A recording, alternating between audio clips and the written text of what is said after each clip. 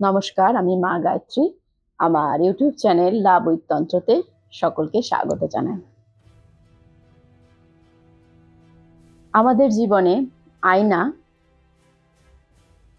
খুব গুরুত্বপূর্ণ একটা বিষয়, তাই না? অনেকেই আয়না নিয়ে অনেক কিছু জানে, আবার অনেকেই অনেক কিছু জানে না। আয়না, প্রত্যেকের বাড়িতে আয়না আছে। শোবার ঘরে আছে, বেসিনে আছে, টয়লেটে আছে, বাথরুমে আছে। আয়না প্রচুর থাকে। কিন্তু আয়না তো থাকে, কিন্তু আয়নার কি উপকারিতা কি অপকারিতা সেটা সম্বন্ধে মানুষের অতটা জ্ঞান হয়তো নেই, বা আছে, কারণ এখন সোশ্যাল মিডিয়ায় অনেক কিছু অনেকে বলে, সেগুলো শুনে অনেকেই অনেক কিছু জেনে নিয়েছে। তো আমি একটু বলে দিই আয়না সম্পর্কে। শোবার ঘরে যখন আয়না রাখবেন, সে আয়নাটা যেন কোনোভাবেই বেডের দিকে না থাকে, মানে বেডের ছবিটা যেন আপনার আয়নার ভেতরে দেখা না যায়। তাহলে কিন্তু এটা খুব একটা অশুভ ইন্ডিকেশন আপনার সংসারে পড়বে। আয়না যেন বেডে সোজাসুজি না থাকে। আয়নার যে নেগেটিভিটিটা কিন্তু সেটা পুরো পড়বে আপনার ফ্যামিলির ওপরে। সংসারে অশান্তি হবে, দাম্পত্য কলহ শুরু হবে, স্বামী স্ত্রীর মধ্যে দেখবেন মিল হবে না, সংসারে দারিদ্রতা নেমে আসবে।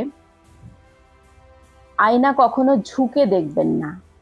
আয়না কখনো ঝুঁকে, মানে নিচু হয়ে আয়না দেখবেন না। অনেকে দেখবেন সেভিং করে করে এরকম ঝুঁকে যায়, কিন্তু সেটা কখনোই ঝুঁকবেন না। আয়না ঝুঁকে যদি দেখেন, তাহলে আপনার জীবনে কিন্তু ভাগ্যটাও ঝুঁকে যাবে, আপনার লক্ষ্মী কিন্তু শুয়ে পড়বে, ঝুঁকে যাবে।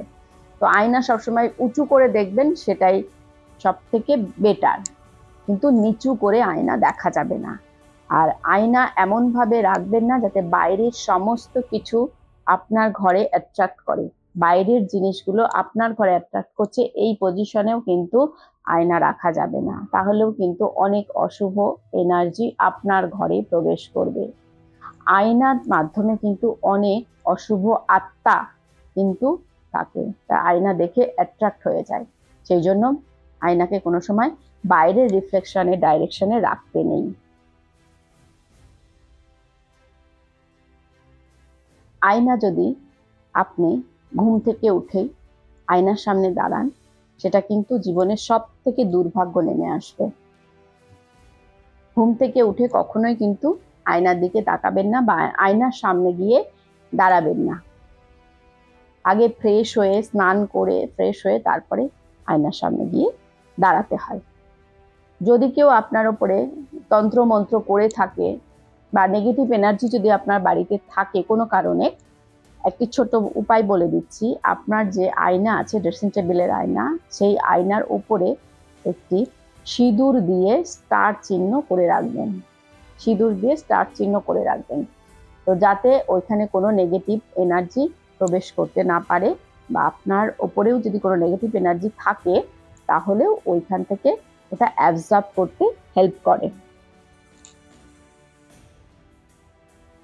আয়না আপনার ঠাকুরের সিংহাসনে, ঠাকুরকে কিন্তু আয়না দেখাতে হয়। ঠাকুরের সিংহাসনে আয়না, ঠাকুরের যে ফটোটা রেখেছেন তার উল্টো দিকে ঠাকুরের আয়না রাখবেন। তাহলেও আপনার জীবনে শ্রীবৃদ্ধি আসবে, যেন সেই আয়নার ভেতরে ঠাকুরের ছবিটা রিফ্লেকশন দেখা যায়। এইভাবে আয়নাটা রাখবেন। দেখবেন দুর্গা পুজোয় যখন বিসর্জন হয় মায়ের, তখন ওই দর্পণ বিসর্জন করে দর্পণের সামনে মায়ের সে দর্শনটা করা হয়। তো দর্পণ, আয়না একটি আমাদের জীবনে খুব গুরুত্বপূর্ণ বিষয়। আজকে আমি আরেকটি উপায় আপনাদের বলে দেবো, আরেকটি কথা বলে দেব। সেটা হচ্ছে ময়ূরের পালক। ময়ূরের পালক আপনারা কিনে আনবেন, যে কোনো দিন আনুন, কোনো অসুবিধা নেই। ময়ূরের পালক অন্তত 4 থেকে 5টা একসঙ্গে ব্রাঞ্চ করে আপনার সারা ঘরে ঘুরিয়ে যে কোনো একটা জায়গায় রেখে দেবেন, যাতে ময়ূরের পালক কি করে, নেগেটিভ এনার্জিটাকে অ্যাবসর্ব করে। যদি কোনো নেগেটিভ এনার্জি থেকে থাকে আপনার বাড়িতে, তাহলে ওই ময়ূরের পালক ময়ূর সাপকে ভক্ষণ করে। সবাই জানে যে ময়ূর সাপকে ভক্ষণ করে, তাহলে ওই যে বিষটাকে ময়ূর নিয়ে নিচ্ছে। তো নেগেটিভ এনার্জিকে ওই ময়ূরের পালকের মাধ্যমে কিন্তু ওটাকে নষ্ট করা যায়। যারা যারা অসুস্থ আছে, যাদের উপরে হয়তো কোনো তন্ত্রমন্ত্র প্রয়োগ করা আছে, তারা কিন্তু যে বিছানাটায় শুচ্ছেন তার নিচে, বিছানার নিচে ময়ূরের পালক রেখে দেবেন, তার উপরে শোবেন, তাহলে সেই যে তন্ত্রমন্ত্র এফেক্ট অনেকটা কিন্তু কম হবে।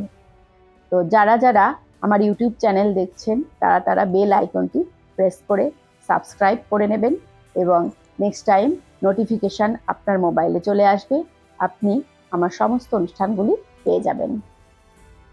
আর যারা বিভিন্ন সমস্যায় ভুগছেন, যে কোনো সমস্যার জন্য, সেটা দাম্পত্য কলহ হোক, প্রেমজ সম্পর্ক হোক, প্রেম ভেঙে গেছে, বিবাহ বিচ্ছেদ হয়ে যাচ্ছে, আটকানো যাচ্ছে না, স্বামী স্ত্রীর অবৈধ সম্পর্ক আছে, সন্তান অবদ্ধ, শত্রুর সমস্যা, বাস্তু দোষ হয়ে গেছে, বাস্তুতে নেগেটিভ এনার্জি বা বাস্তু তৈরি করেছেন ভুলভাল, তো যে কোনো এনি সমস্যা, তার জন্য কিন্তু মা গায়ত্রী সবসময় আপনাদের পাশে আছে।